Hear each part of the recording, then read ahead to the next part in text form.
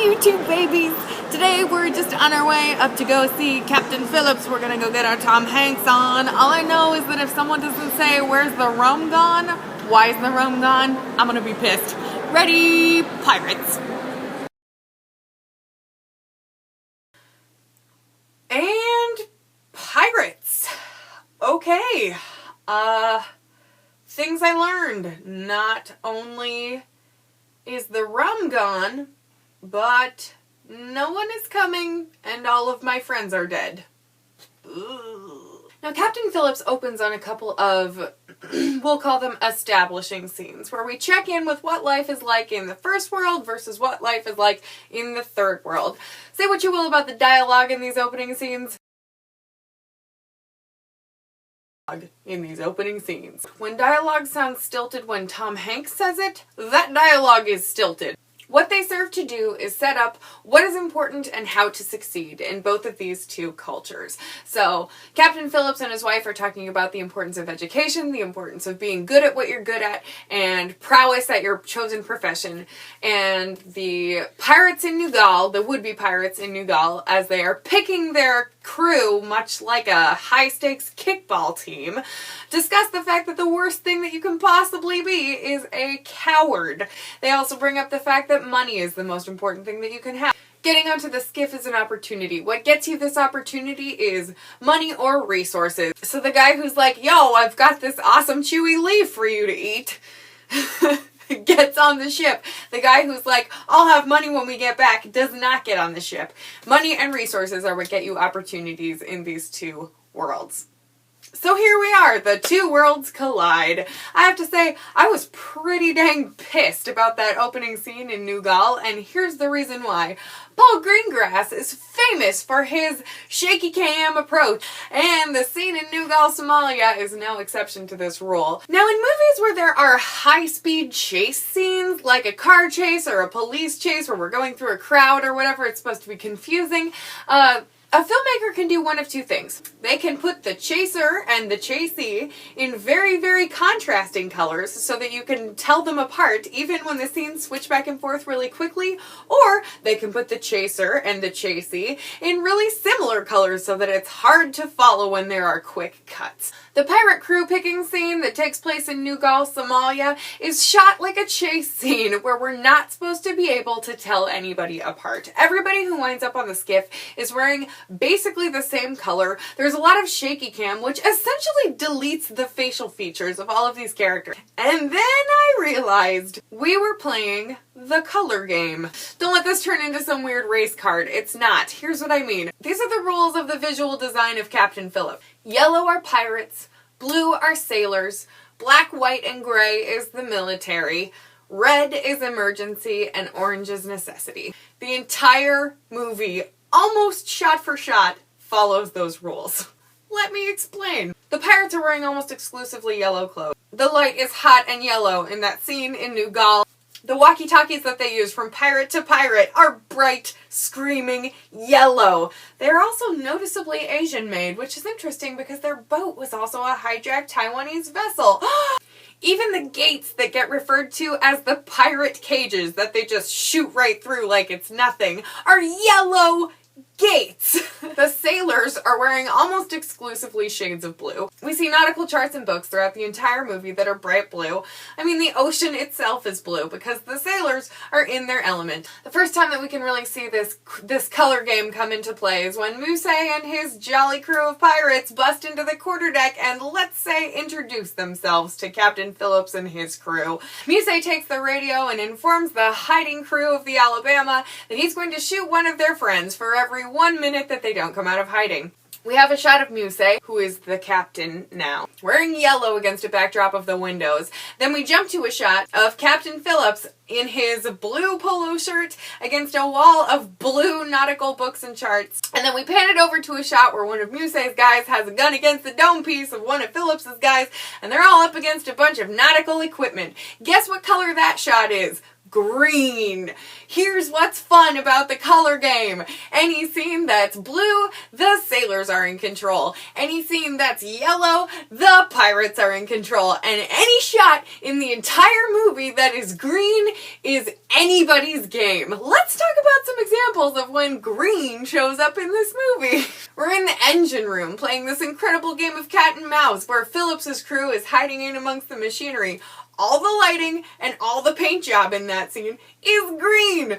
We go inside what is actually called the vegetable room, which I think essentially is like a walk-in fridge. All the lighting and all the set dressing inside the vegetable room is green because in all of these scenes there's a bunch of power play and we're not really sure who's going to come out on top. Now, I don't know if I just watch for this stuff way too carefully or if anybody else is seeing how ridiculously heavy-handed this kind of color scheme is, but there were a couple of parts in this movie where I literally laughed out loud because it was so blatant. So the sailors put down a bunch of glass for the kid to step on, right? Kid steps on it and now he's bleeding out the foot like a big old foot bleeder. Point for the sailors! The very next shot is the exterior of the boat and we're watching a pirate sneak around behind some recycling bins. Cans in a big green barrel. Plastic in a big green barrel. Glass in a big bright ass blue barrel. Now, I realize that I might be watching more carefully than a lot of people for things like this, but it's the next shot. It has white stenciling on it. For being such a compelling story, I actually feel like the design of this movie really lacked some creativity. So let's jump ahead and assume that the conventions of this color game that I made up are the actual intentions of the filmmakers. I mentioned that orange is the color of necessity in this movie. The clearest pool of orange in any given frame, obviously, is the lifeboat. Neither Captain Phillips because of his nature, responsibility, or situation, nor the pirates because of their nature, responsibility, or situation, are going to give up on the mission that they set out to complete. Therefore, since neither of them is going to take the Maersk Alabama successfully, it becomes a necessity that they get on the lifeboat. They kidnap Captain Phillips out of what they perceive to be necessity, and now here we are in the middle of the ocean.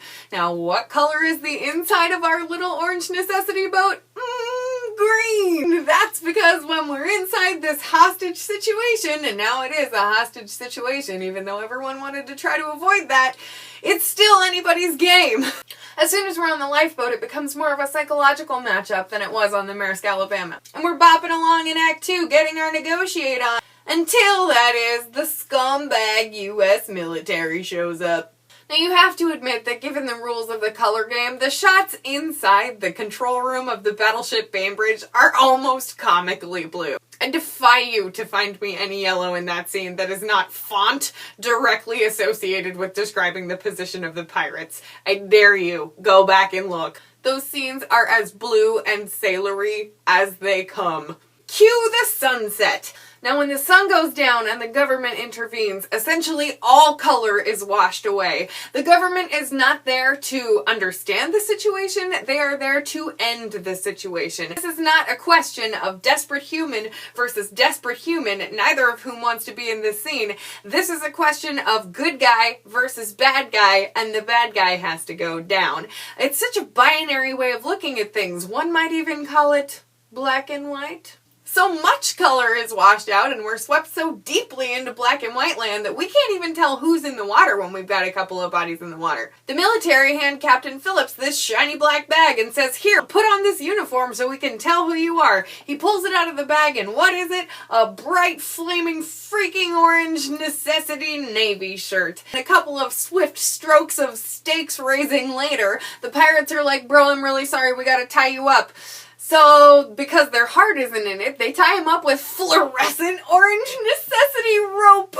The snipers come in, they do what they feel is necessary and take out all the pirates in one fell swoop. We cut Captain Phillips down, we bring him back onto the ship, he's in total shock, and when we put him in bright white light, we realize that the navy shirt wasn't actually fluorescent orange, it was bright freaking yellow. Take a look at any of the navy uniforms in that scene and you'll see big yellow type that says U.S. Navy on them. Big blotches of yellow patches. All of their name tags are yellow. Which begs the question in the home stretch, who are the real pirates in this story? Artistic question. I mean, there are just countless examples of this color scheme coming through. In the interpreter who comes out in the boat with the Navy SEALs when they're going to bring supplies to everybody on the lifeboat, guess what he's wearing? An orange plaid shirt with a blue zippy over it. These guys are a little bit shameless. Really, the only times that you see red in this entire movie are a little bit of font on the USS Bainbridge, fire extinguishers, first aid kits, AEDs, and blood. It seems to me like that's a pretty clear representation of emergency and humanity. I wanted so badly to be so emotionally invested in this movie, but I gotta be honest, the art design took me out a little bit, a lot of times. So if the art design had been the only weakness that I saw in the movie, I probably would have been even more into it. But there were some things about the script that I thought were a little weak too. Captain Phillips is truly a screenwriter's screenplay. What I mean by that is that there's a huge amount of symmetry in the structure of the story and in the dialogue. Why, there's a veritable myriad of setups and callbacks that happen over the course of this script that to me are almost more neat and tidy than the story merits. The sailors in the beginning of the movie, right after the pirates have tried to take the ship for the first time, are having this little powwow and sitting down. One of the sailors is like, I'm a union guy, I didn't sign on for this. And Captain Phillips is like, you signed on for the route. And if you don't want to be on this route, then I'd be happy to book you a plane ticket, but from Mombasa, which is the end of the line. Ha-cha-cha, because you're fired. And then later on when we're in the lifeboat, the kid pirate with the hurt foot is like, why are we here? Why don't we just go home? And Musée is like, you asked for this. You wanted to come along. Symmetry in the script. In the midst of all the kerfuffle, when there's a little conversation about what everybody's gonna do after the plot of this movie happens, Mussé's like, I don't know, maybe I'll go to America and buy a car. At one point the pirates are like, ooh, let's just turn ourselves in, and Musée is like, do you want to go to an American prison? And in the end, when Musée has been tricked into being captured by that sailor who's just a total douche, can we just agree that that sailor is a total douche? He's like, you're going to America. When they board the ship, Musée tells Captain Phillips that they don't want any hostages, it's just business.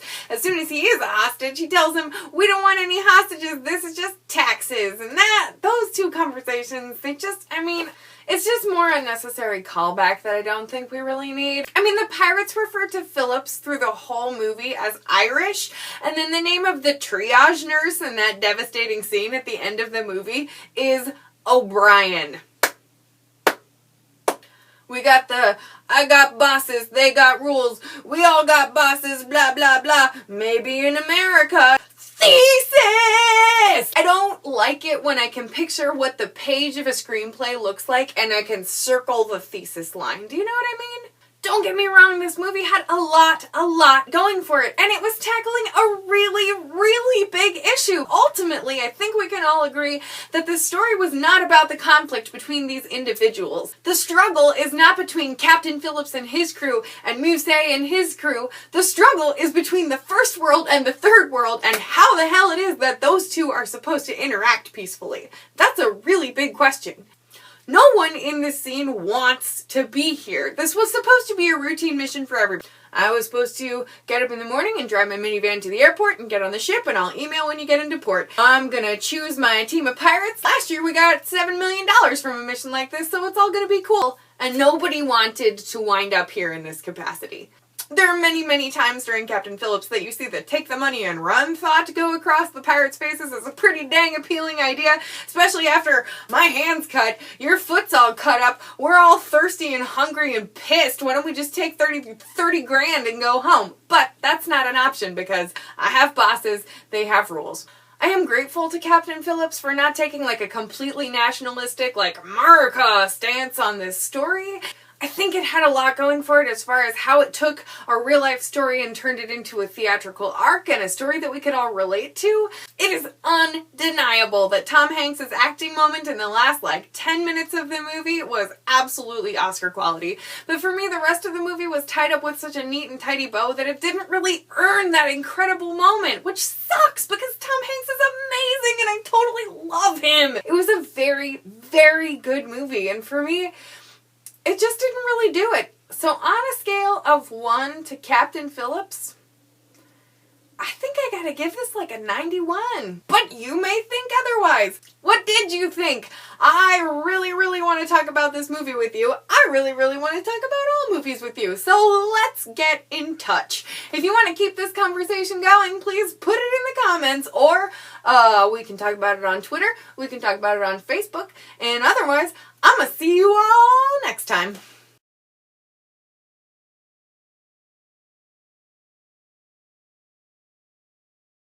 It was also longer than necessary. I don't know.